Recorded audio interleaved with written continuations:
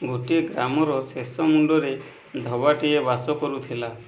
ଗ୍ରାମବାସୀଙ୍କର ଲୁଗାପଟା ସଫା କରି ଦି ପଇସା ରୋଜଗାର କରି ନିଜର ଗୁଜୁରାଣ ମେଣ୍ଟାଏ। ଧୋବା ତା'ର ଘରେ ଗୋଟିଏ କୁକୁର ଏବଂ ଗୋଟିଏ ଗଧ ପାଳିଥିଲା। ଜୀବ ଦୁଇଟି ମଧ୍ୟ ଧୋବାଟିକୁ ବେଶ୍ ମାନିଥାନ୍ତି। ଗଧ ଧୋବାର ଲୁଗାପଟା ନେବା ଆଣିବାରେ ସାହାଯ୍ୟ କରୁଥିବା ବେଳେ କୁକୁର ରାତିରେ ଚୋର ଜଗିବା ପାଇଁ ନିୟୋଜିତ ହୋଇଥାଏ। କେଉଁଠାରେ ଟିକେ ଶବ୍ଦ ହେଲା ମାତ୍ରକେ କୁକୁର ଭୁକିବାକୁ ଆରମ୍ଭ କରେ। ଅନ୍ୟ ଅର୍ଥରେ କହିଲେ କୁକୁର ତା'ର ମୁନିବକୁ ସତର୍କ କରାଇଦିଏ। ଦିନେ ଧୋବାଟି ଗାଢ଼ ନିଦରେ ଶୋଇଯାଇଛି। ସେହି ସମୟରେ ଏକ ଚୋର ଆସି ଧୋବାର ଘରକୁ ପଶିବାକୁ ଉଦ୍ୟତ ହେଉଥାଏ।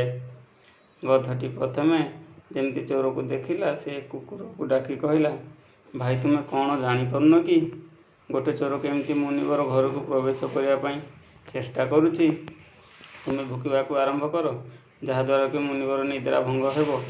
ଗଧଟିର କଥା କୁକୁର ଶୁଣିଲା, କିନ୍ତୁ ନ ଶୁଣିଲା ଭଳି ହୋଇ ପୁଣି ଶୋଇପଡ଼ିଲା।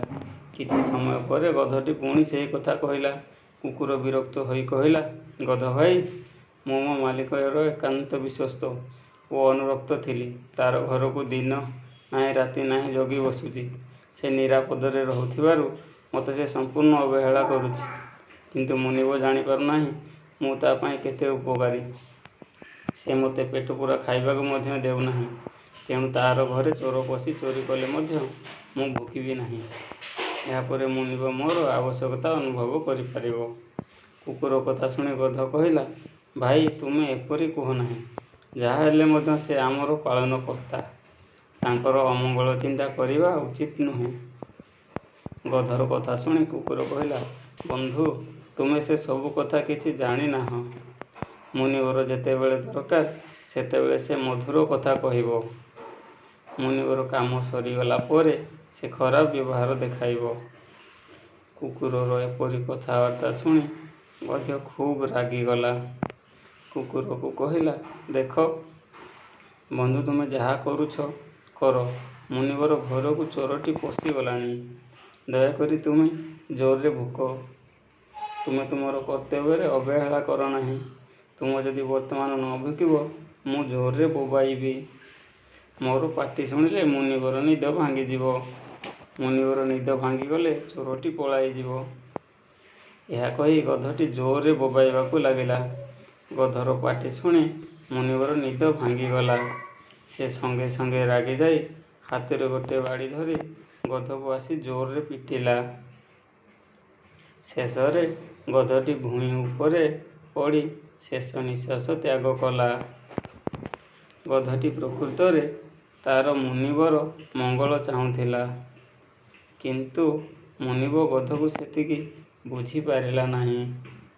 କୁକୁରଟି ପ୍ରତିଦିନ ମୁନିବ ଦେହରେ ଘଷି ହୁଏ। ତା'ର ଲାଞ୍ଜକୁ ହଲାଇ ଜିଭ ଲହ ଲହ କରି ପାଟିରୁ ଲାଳ ଗଡ଼ାଏ। ଦରକାର ପଡ଼ିଲେ ମୁନିବକୁ ଖୁସି କରିବା ପାଇଁ ଆଗ ଦୁଇ ଗୋଡ଼ ମଧ୍ୟ ଟେକିଦିଏ। ମୁନିବ ମଧ୍ୟ କୁକୁରର ଏପରି ଆଚରଣ ଦେଖି ଖୁସି ହୁଏ। କିନ୍ତୁ ମୁନିବ ସାମାନ୍ୟ ସ୍ନେହରେ ଭୁଲିଯାଇ କୁକୁରକୁ ଆଦର କଲା। ଅଥଚ ଯିଏ ପ୍ରକୃତରେ ଉପକାରୀ ତାକୁ ପିଟି ପିଟି ମାରିଦେଲା।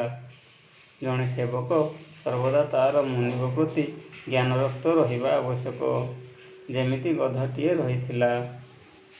ହେଲେ ଶେଷରେ ଗଧଟି ପାଇଲା କ'ଣ? ରାଜାଟି ଏପରି ମନରେ ଦୟା ଧର୍ମକୁ ମୁଖ୍ୟ ସ୍ଥାନ ଦେଇଥାଏ।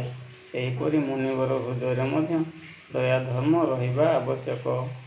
ଯେଉଁ ବ୍ୟକ୍ତିର ହୃଦୟରେ ଦୟାଭାବ ନଥାଏ, ଯିଏ ଭଲ ମନ୍ଦର ବିଚାର କରିପାରେ ନାହିଁ, ସେ ମନୁଷ୍ୟ ନୁହେଁ, ସେ ପଶୁ ପଦବାଚ୍ୟ।